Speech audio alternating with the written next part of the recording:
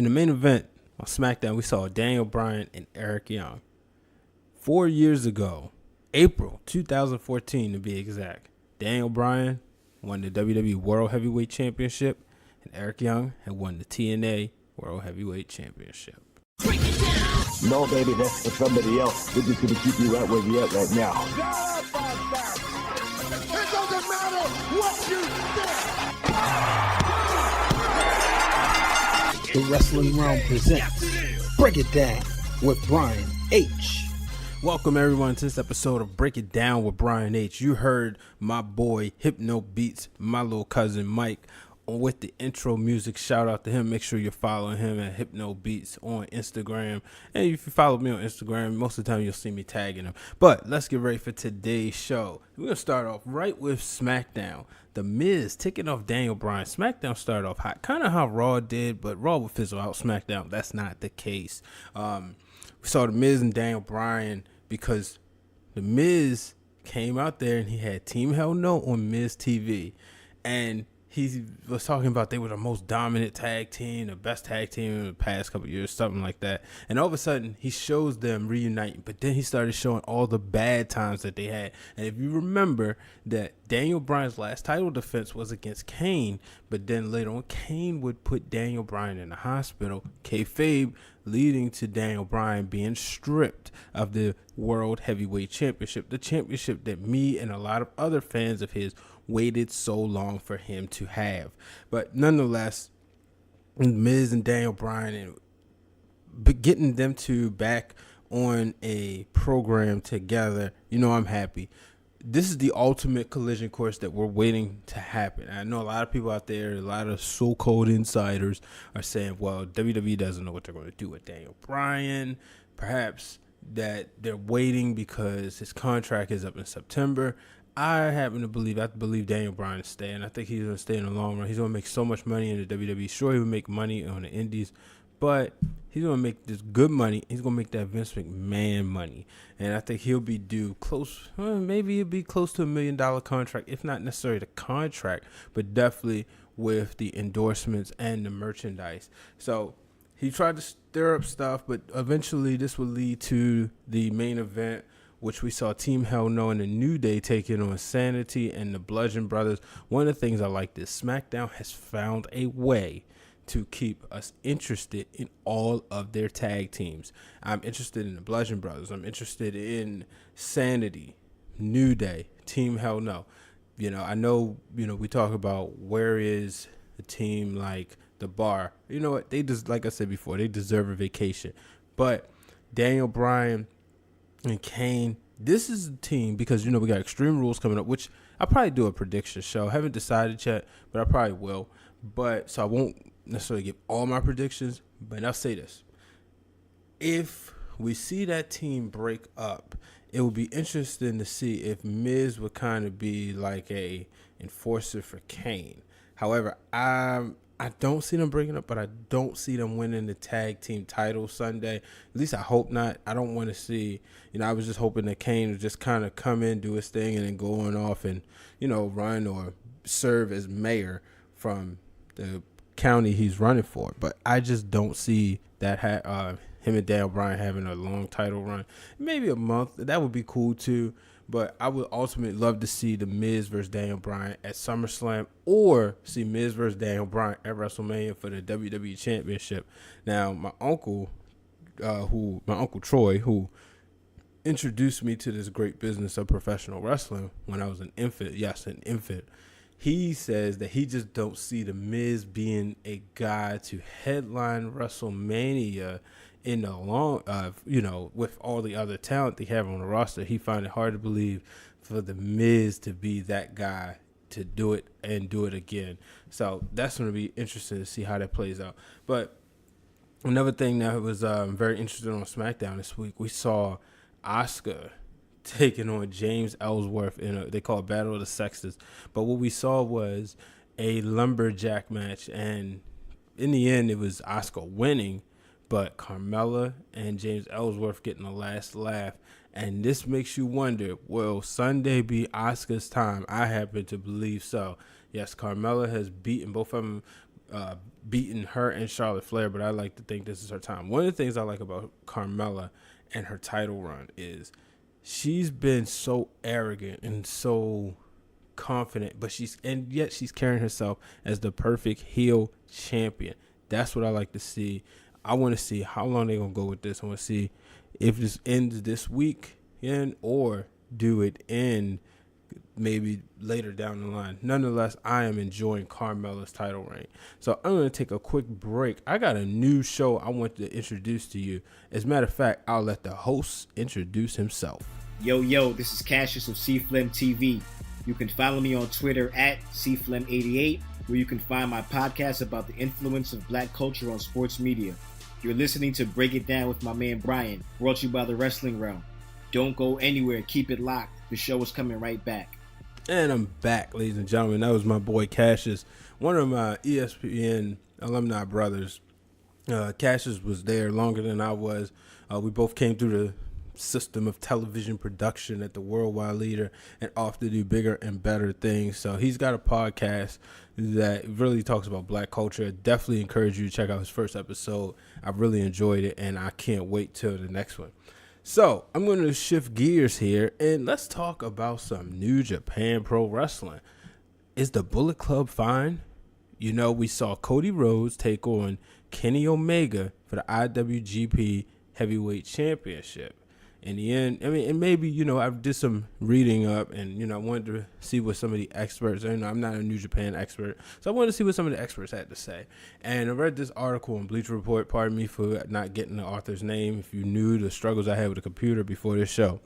But one of the things he said was that the match did not have as much heat because the fans kind of already knew the results, because let's be real, was New Japan really going to let Kenny Omega lose his first title defense? And I'll say this, that's one of the things I miss about being a child loving this business, because there was times when, I'll give you a perfect example, The Rock, Triple H, first episode of SmackDown, the first official episode, not the pilot, not the test one, but the first official episode of SmackDown where they finally had like the ring skirt and all that, and I was rooting heavy for The Rock. Now, yes, I will admit, Attitude Era, I was still in kayfabe, didn't understand that the business was predetermined.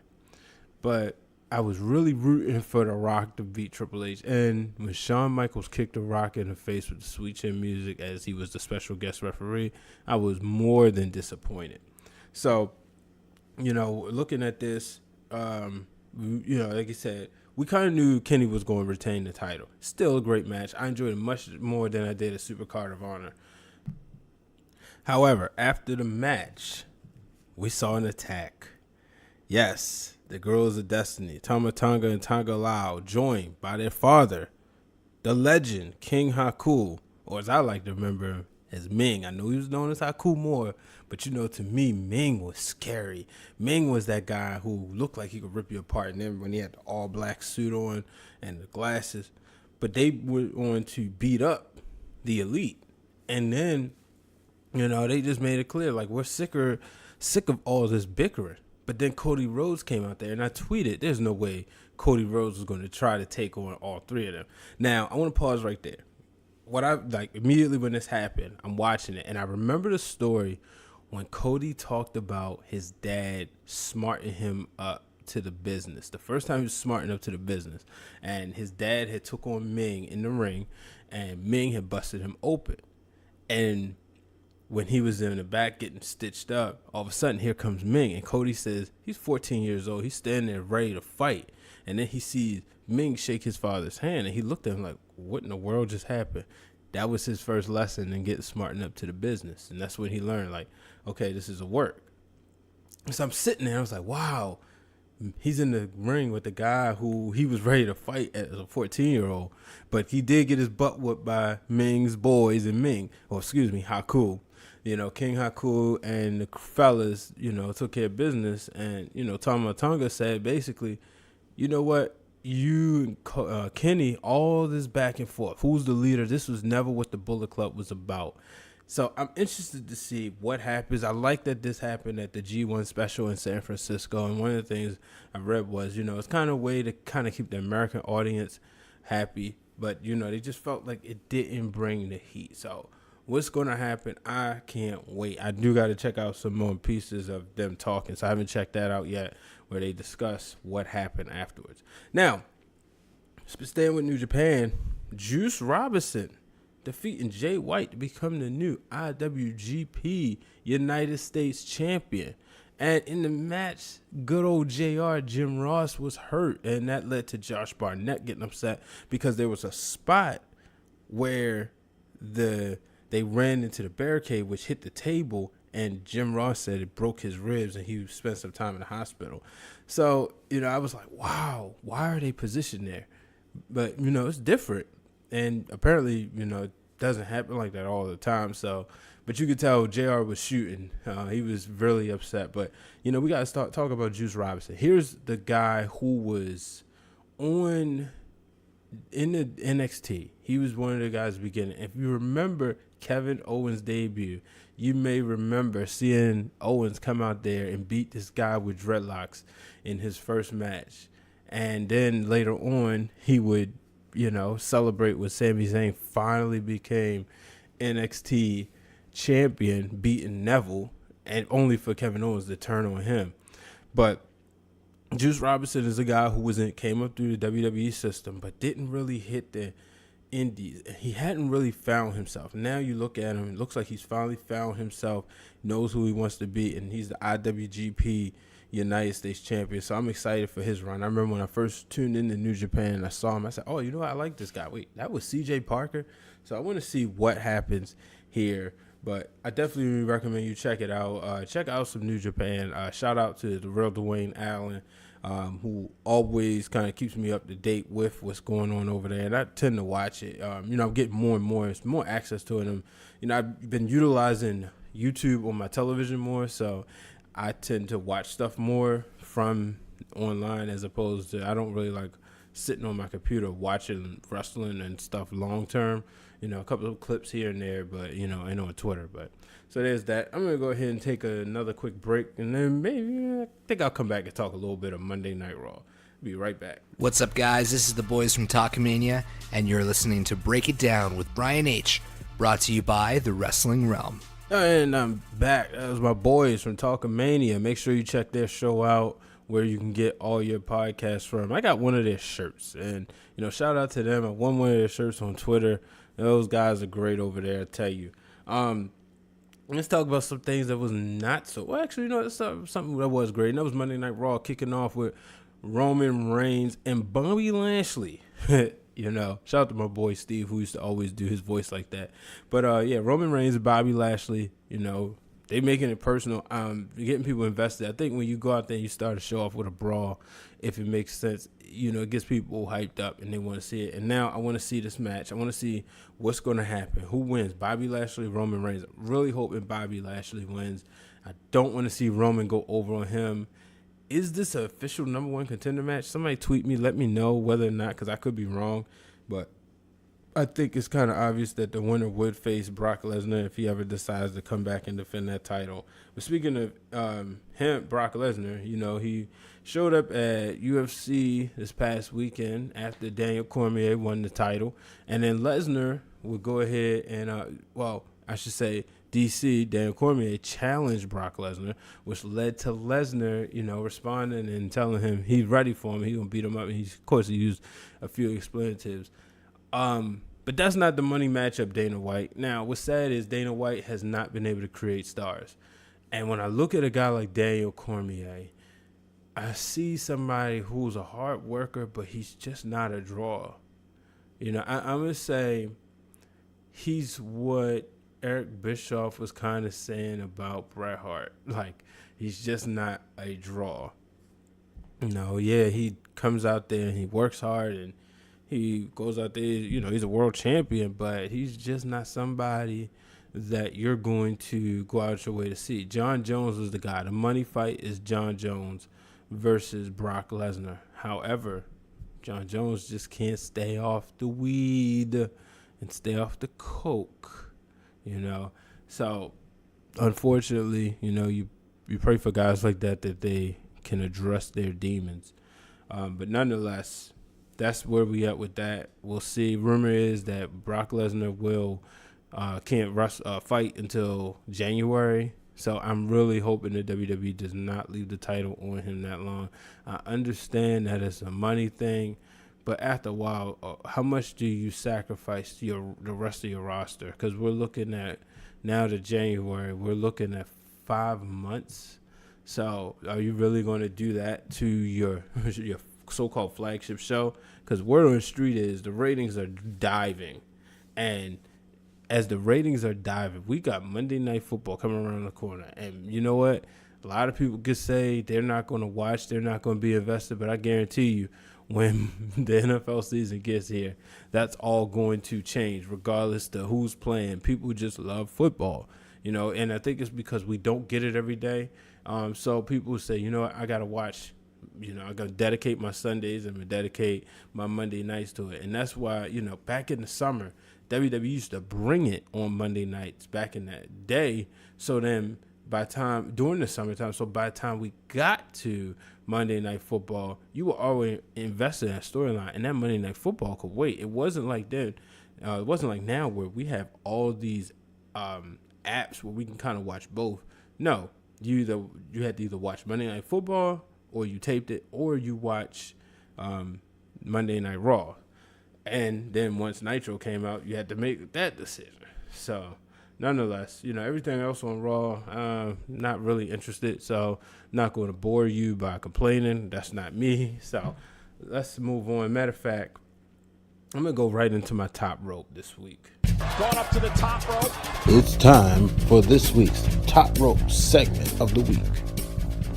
All right, my top rope, the best match of this week, and that is Cedric Alexander taking on Hideo Itami on 205 Live. Cedric skimming by with a win. I thought that Hideo Itami had it. I thought he was going to become the new Cruiserweight champion. I said, you know what, maybe they'll pull the trigger. And I know it's not a big pay-per-view, but just maybe. Unfortunately, it was Cedric getting a win. And I mean, not unfortunately for Itami, it was Cedric getting a win, and he retained the gold. But what a match. Go out your way to see it. I'm telling you, you will enjoy it. I'm going to go right into my tapped out, and I'm going to make a lot of people upset with this one. Here's our tapped out segment of the week. All right, my tapped out this week. All the Jay Lethal defenders. Here's the thing. So for those who do not know, I think I addressed this last week. I didn't. You know why? Because it came out after the show was published. It came out the 4th of July, I believe. Or if it didn't, I didn't see it until during the 4th of July. So the story is, pretty much to sum it up, Taylor Hendricks, former Women of Honor wrestler, she addressed a fan, replied to them when they asked her, does she miss the House of Truth? And she basically said no. When she would not sleep with Jay Lethal, then her career suddenly went down the toilet. The group was broken up, all this other stuff. So everybody's out here, oh, she's lying. They're calling her all types of names. And this is the reason why women hold stuff in. This is the reason why women, in a lot of cases, are afraid to speak up. Now, apparently, there's another woman who does not want to be named, but has spoken up, but she kind of stay anonymous. That's her right. Again, they have to worry about being blackballed. And, I was on the Black Wrestling Alliance Instagram page.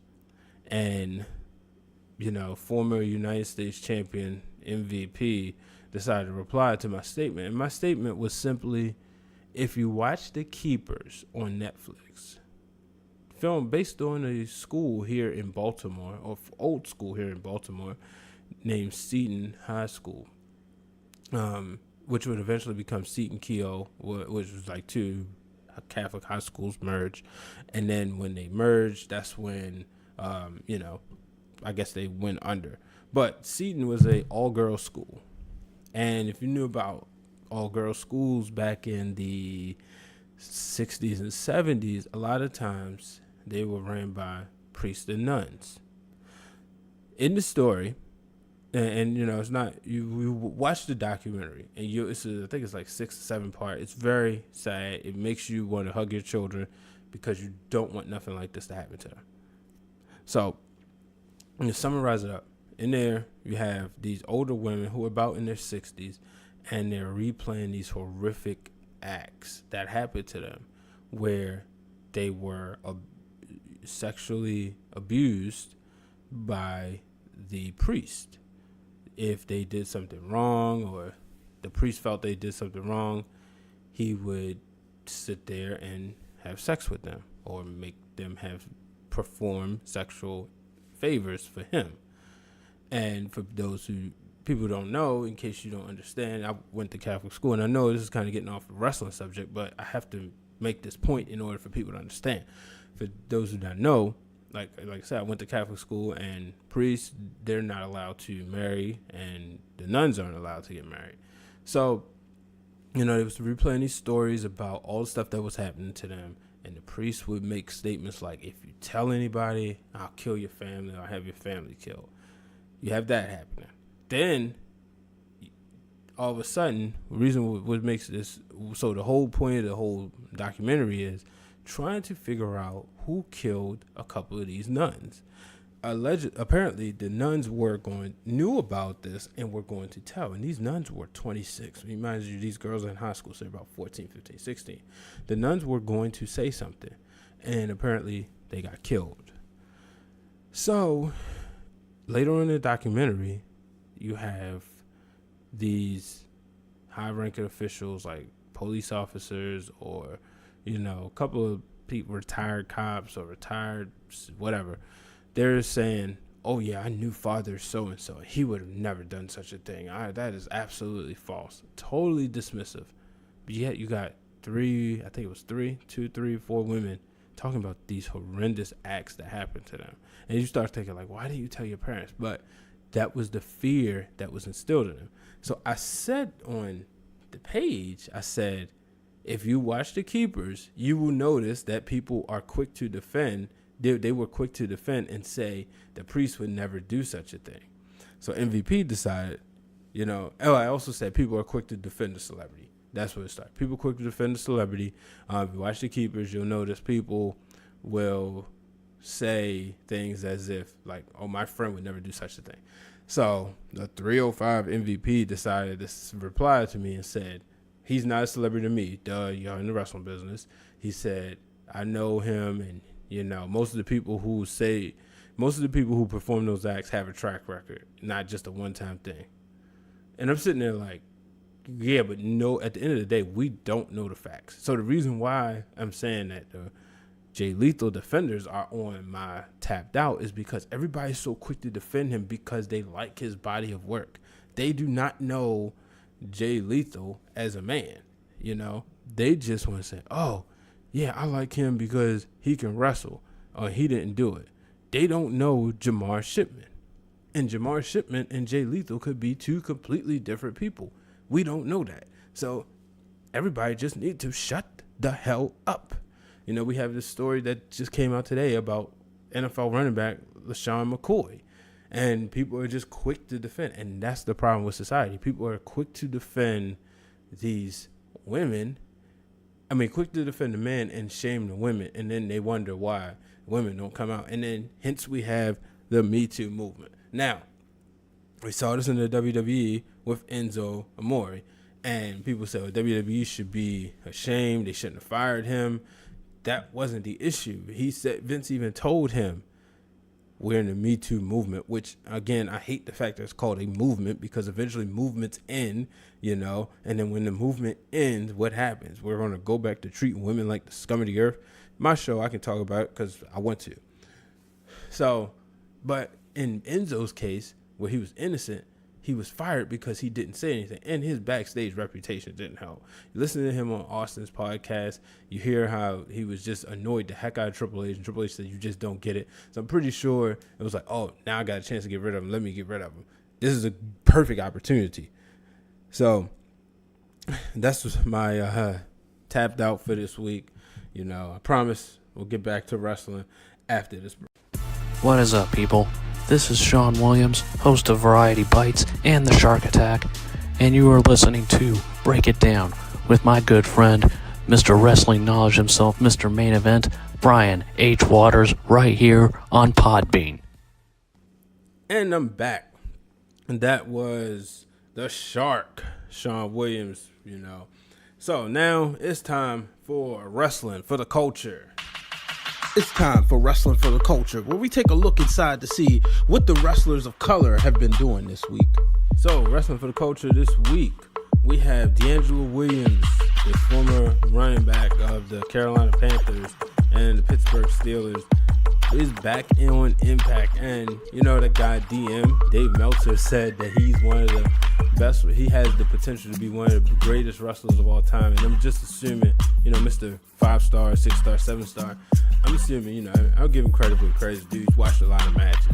But he comparing to a guy like Kurt Angle, and just talking about how people leaving one industry and then being able to catch on to the wrestling business. So I'm interested to see how D'Angelo Williams, of course I'm rooting for the guy, even though he wore the black and the gold, I'm still rooting for him. But moving on, Shane Strickland has an upcoming match with a $50,000 bounty on his head at MLW Fusion this week.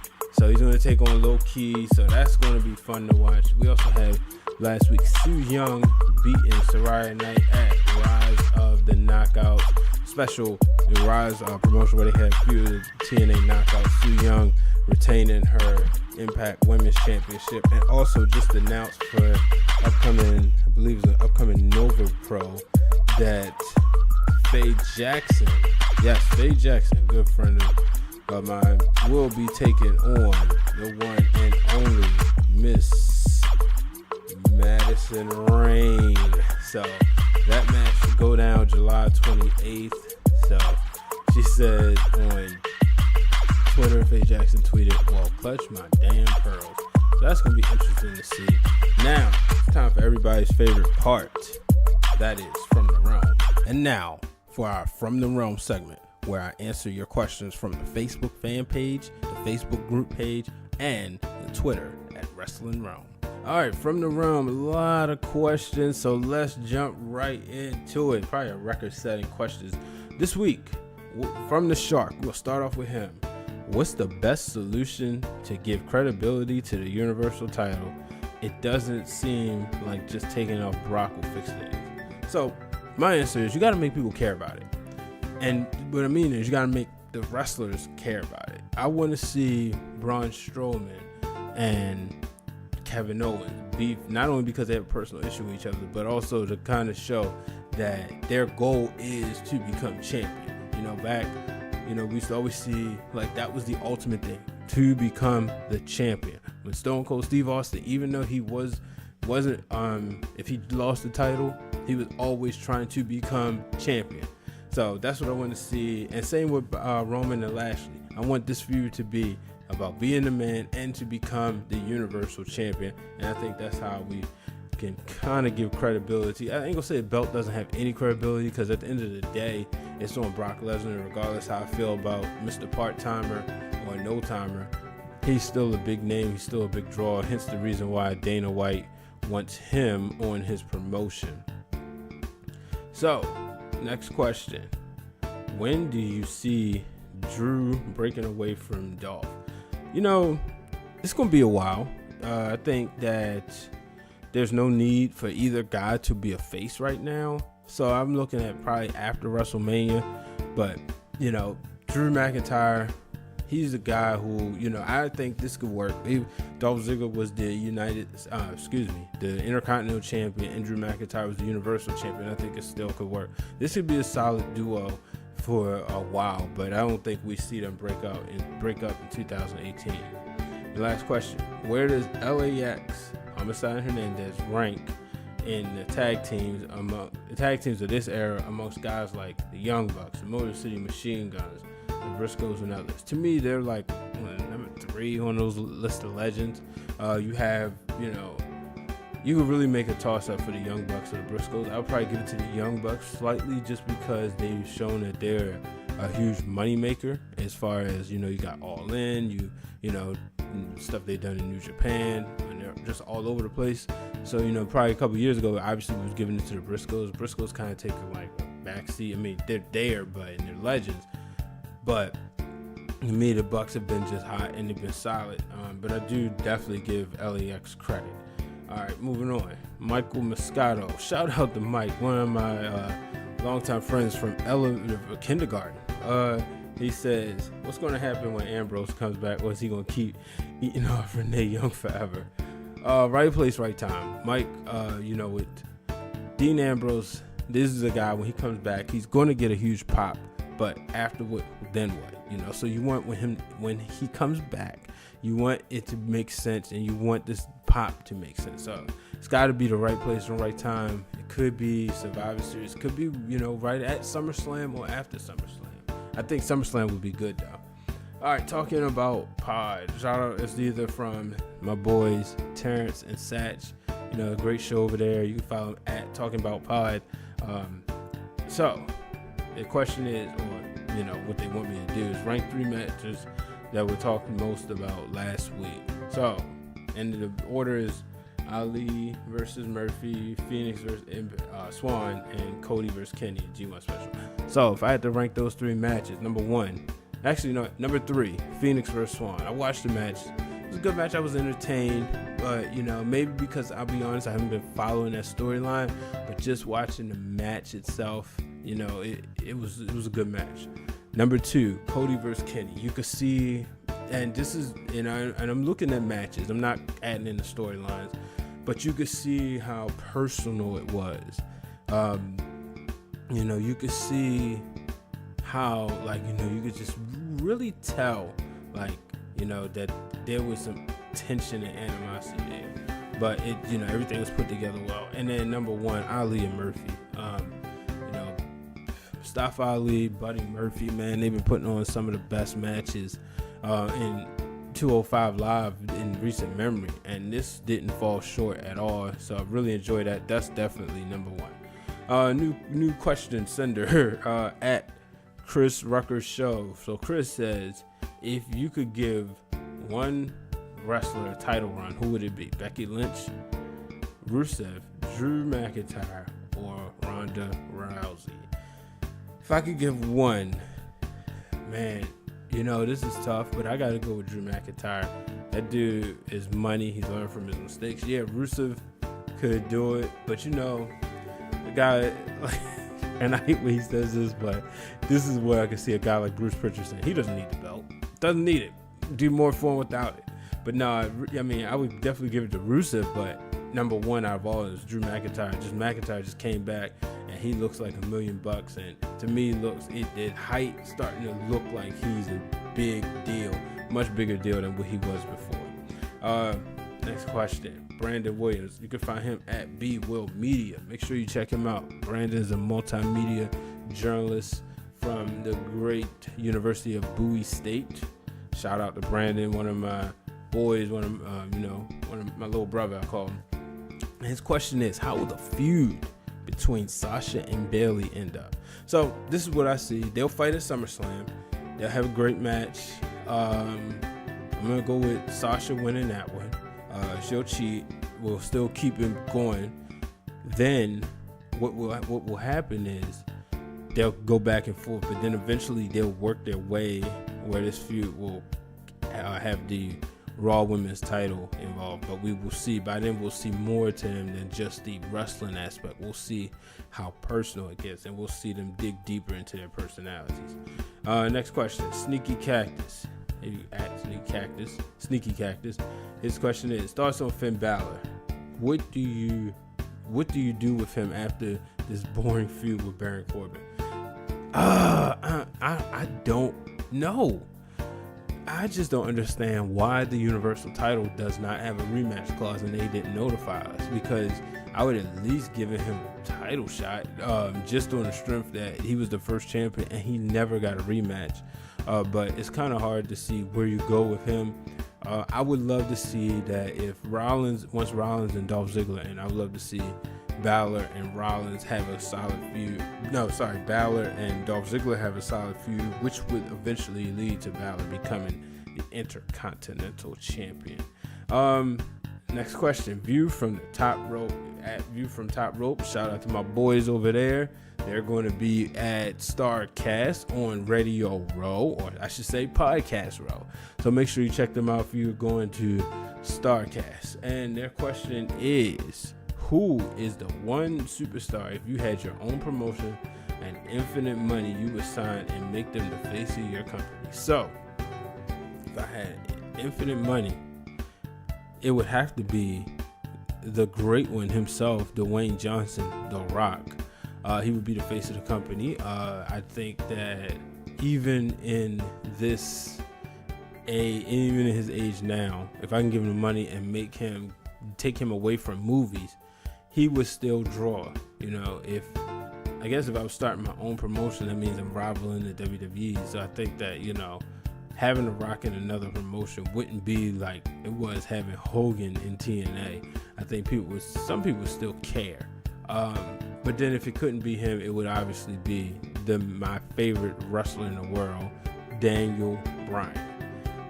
And last question: any chance of from Emmett at the real Emmett B.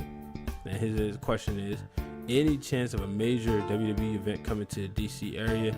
Coming up in October, I believe, is SmackDown 1000. So I guess that's the big event. But I just don't see the Royal Rumble or maybe Survivor Series. But as the platforms get bigger, I think the only way that happens is if the Redskins move FedEx Field and decide to have a bigger stadium or a better stadium in the district. It would be nice to see WrestleMania at FedEx Field, but then I'm sitting there even thinking, oh my gosh, that parking. I'm sitting there thinking about the parking. So nonetheless, that would be something. But as far as an event's coming, it will be SmackDown 1000. Ladies and gentlemen, thank you for joining this episode of Break It Down with Brian H. We are on the road to BlurredCon. You got the Wrestling Realm joined by a panel of experts led by the one and only Dr. D, Daryl Johnson. So make sure you tune in. Make sure you follow us on Instagram at Wrestling Realm, as well as Twitter and Facebook. And make sure, if you're listening, you have subscribed to the podcast, and make sure you like and rate us, and also drop the comments. I appreciate it. Until the next time, folks, I'm Brian H. Waters. So long, everybody.